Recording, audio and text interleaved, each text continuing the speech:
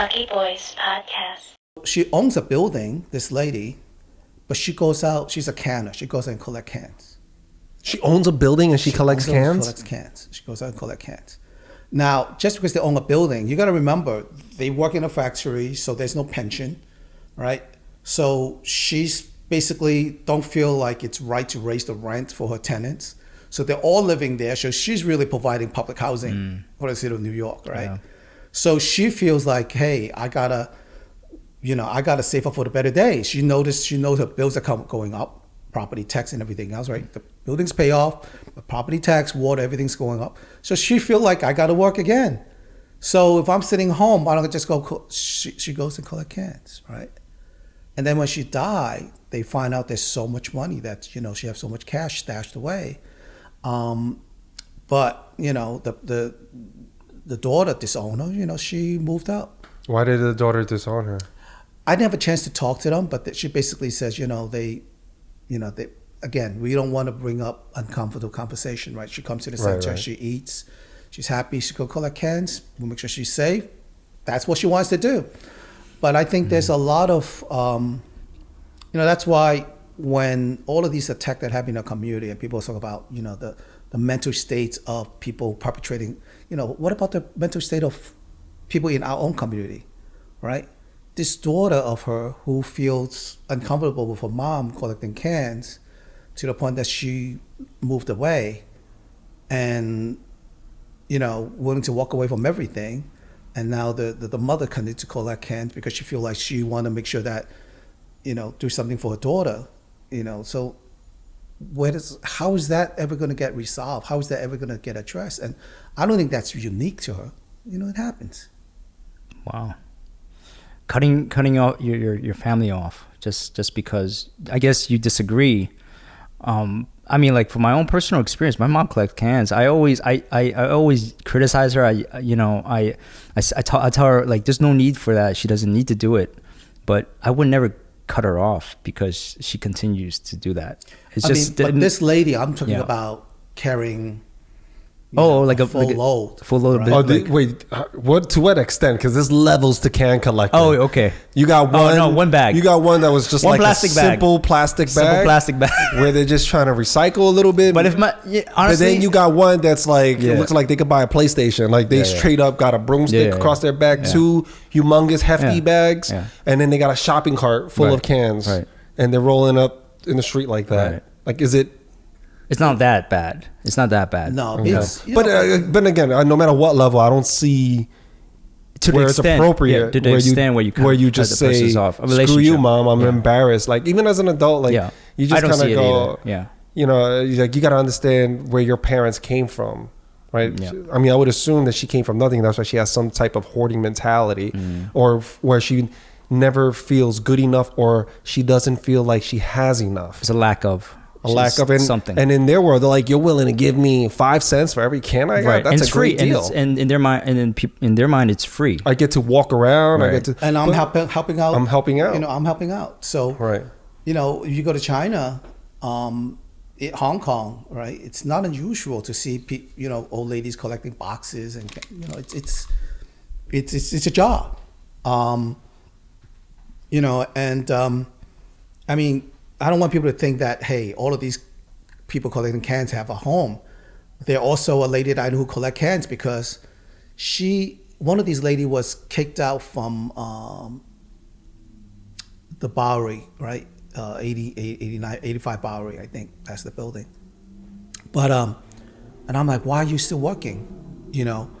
How come you don't have any, food stamp or anything like that? And she says, well, I'm still sponsoring my kids over.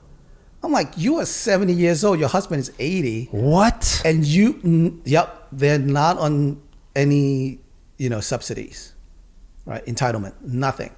Because they know that if they want to sponsor to give a better life to her kids in China, to sponsor them over to this country, that she doesn't want to be on collecting, welfare. And she works. So her work is, so I would help her get some jobs, hand out flyers, right? But rest of the time she collects cans. she collects cans so that at least they can get a meal. And this is really, so there's people who are actually doing that. Again, the whole theme of, I'm still going to give my kids the best shot in life. That's rough, man.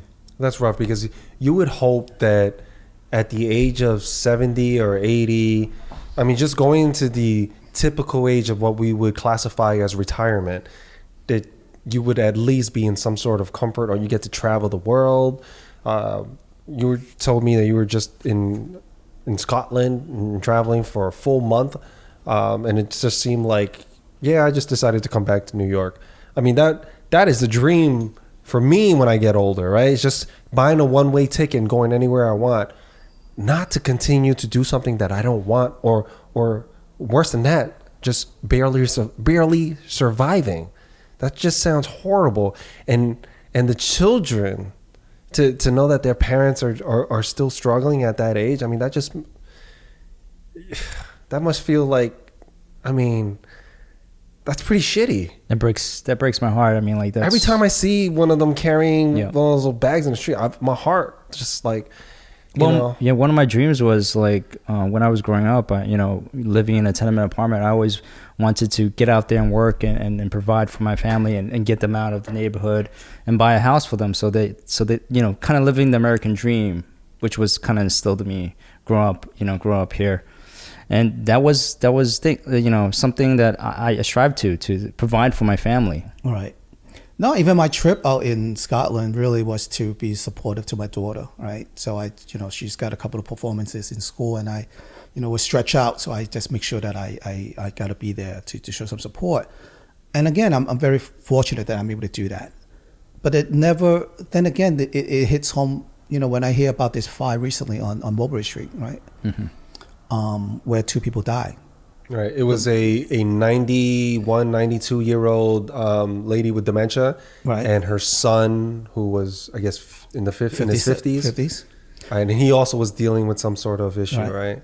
But the caregiver, the home care attendant, was 67. Oh, wow. Oh, still gosh. Working. She is working to take care of, think about that environment, right? So when people said, these guys were, things were so clutter, right? These guys are hoarding, and the fire department was throwing things out the window so we can get to them. Think about it, right? With all that said, did anyone think about this lady's 67 years old, and she's spending 24 hours a day taking care of these 2 in 91-year-old, right? And is someone talking to her like, okay, what happens after that?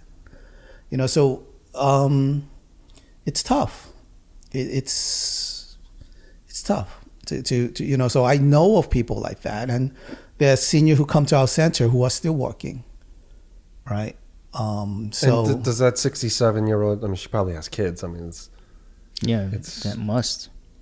She's supporting her kids. Yeah, that life, particular one, I don't know. I mean, I don't know her directly, but I know there are seniors who are at our center who are working. Some of the ladies that you see pushing the dim sum carts. Lucky Boys Podcast.